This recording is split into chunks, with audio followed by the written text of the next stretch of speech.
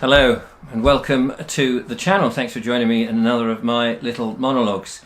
Today, as you can see, I am sitting in, well, a wooden chamber, you might say. It's actually the workshop on the land that Julia and I have bought. We've built this little workshop. It's not finished, as you can see. There's lots of gaps and light is shining through. Let's sort of sort that bit out. Sorry about the squeaky chair.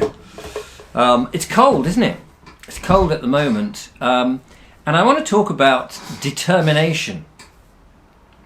Determination in today's video, and Julia and I are very determined to give this land project a go.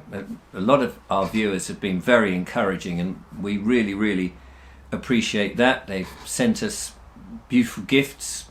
They've been supporting the channel financially in little small ways, which has been lovely, and they've been buying the Biggleswick book, which has been fantastic. And if you are thinking of buying the Biggleswick book, there are still a few left, and you just need to email me, richard@vobes.com, and we'll try and get them out before Christmas. I know I'm kind of a bit busy, so usually get 1 day a week to post, so get your orders in early. And Biggleswick itself, the book, which is the town that wouldn't comply, is about determination. It's about a group of people who realise that the world is not quite as they seem. They realise, for example, that the local council is pushing ideas that have come from the top, as it were, from central government, rather than grassroots. And they're not happy about that because they're being given things that they haven't asked for. Things like the 5G towers, things like fluoridation in the water, things like a curriculum at school that doesn't seem to actually benefit children. And then there's the whole sort of legal, lawful governance that's going on. We've seen how certain substance has been placed into milk through the cows to stop them supposedly farting and polluting. The green agenda has been wound up, and we're all supposed to be saving the planet. But is it really saving the planet, or is it making a lot of money for other people and making us run around like headless chickens trying to do things that actually we don't need to do? And then of course there's the irony that they're blocking out the sun and saying that we all need to get solar power, and have these solar farms blighting the landscape. There's all of this. This is going on, and the people of Biggleswick come together and decide they're going to do something. It's about determination. It's about coming to a conclusion and doing something. And in the book, that's what they do, and I hope you'll enjoy it. There's a bit of fun, and there's some serious stuff, and all of that. And I think this is where Julia and I now, as we're working on our little piece of God's earth, that we realise you need a lot of determination to make this work. We have planted some things. Some of these plants do not like the frost, do not like the cold. Some of them haven't survived. Some of them are surviving well. Some of those plants in themselves are determined to see it through. We need the frost. We need the cold to kill off the unwanted bugs, so that in the spring things will shoot up. For us, it's a huge learning curve. It's a huge experience to visit here on a near daily basis to see how things are going. And I think buying a piece of land at this time and being here in the cold certainly means that you are determined to give it a whirl. I think for a lot of people, they're under a lot of pressure from all sorts of different things, some of them nefarious. We know about those, I've talked about those on the channel long enough. And it is a question of being determined to see it through, that at all costs they're not going to get the better of us, that we, where necessary, will group together and say no, not comply, as the people of Biggleswick want to do in the book. For us, Julia and I, it is battling against the elements, the cold, the rain, trying to get the van along the track that's boggy now, or cold, And at the same time as that determination, it's also about enjoying the experience, enjoying nature, being with nature, and learning so much about things that have been hidden or we've been told are not good for us, that are bad for us. There's a number of things.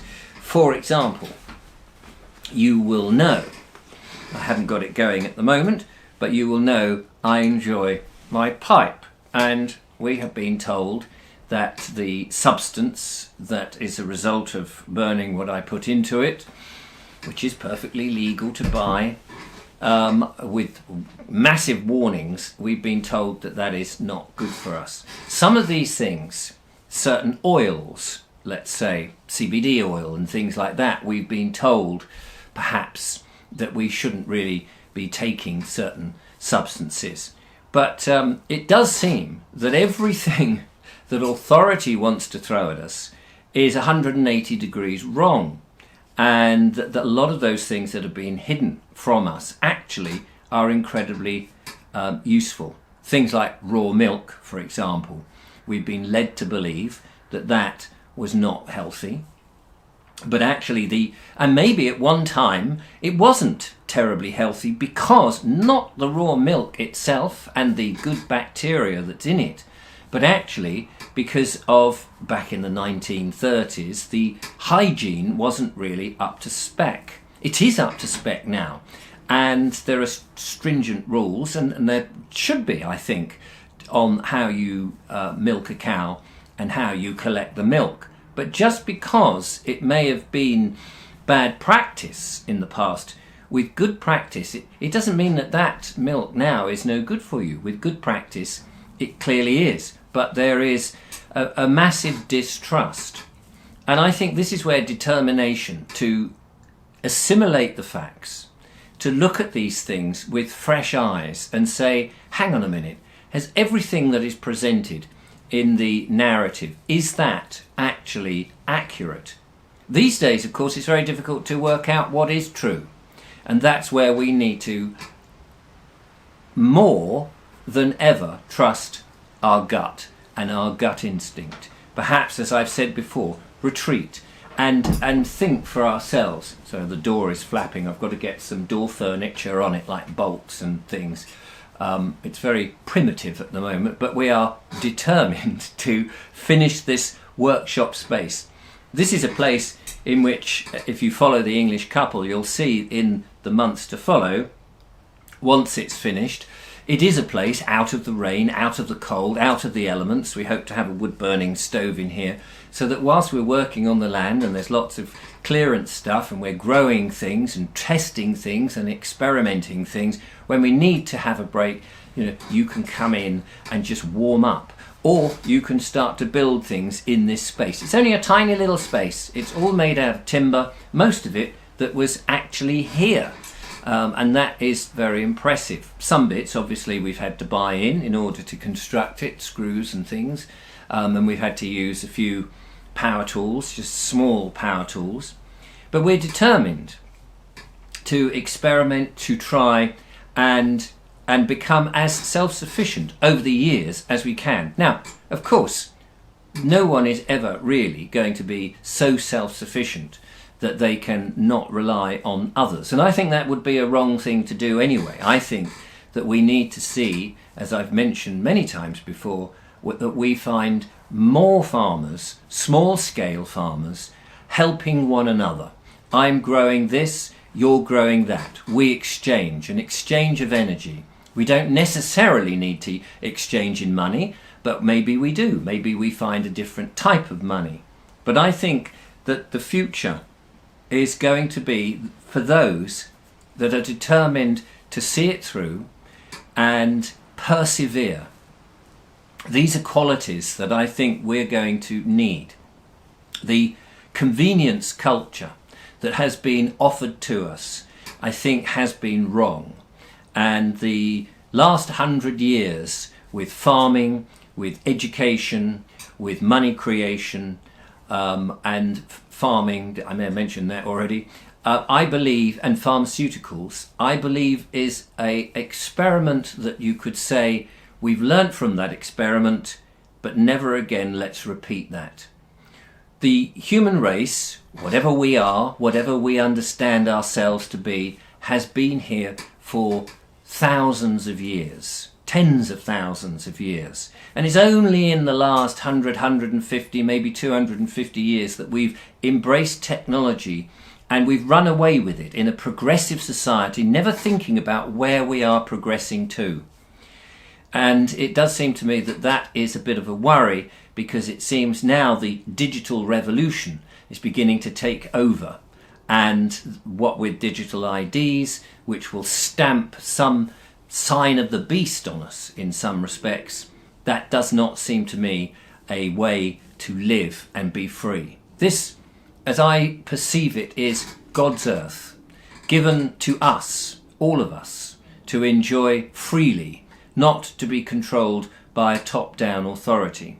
And I think the determination that we set our feet into the ground and say, no, I'm going to become more independent, less relying on authority and big corporations to do everything for me. That I'm going to take back that responsibility for myself, to grow food, to build things, to learn again what I can do with my hands, what I can create. My creations may be rubbish, may be naff. This is a bit of a wonky cabin that I'm in, this workshop. But it doesn't matter, because I have learnt so much making this, not from the success of doing it, but more from the little mistakes and thinking, next time I could do it differently. And that is part of the joy that determination brings, and the satisfaction of achieving things for myself. I haven't outsourced this to somebody else, they've just bunged it up. Julia and I together have built this. You can follow us on The English Couple. The link is in the description. The Biggleswick book, which is about determination from a bunch of people. Yes, it's a fictitious story, but it shows a possibility, a way out from the top-down authoritarian one-world government that many people now are becoming aware is perhaps not the best approach. Thank you for watching, and I look forward to making more of these videos from the land and sharing my thoughts. You're of course welcome to disagree with my thoughts. You may have your own preferences, and that's entirely right and proper. Until next time, goodbye.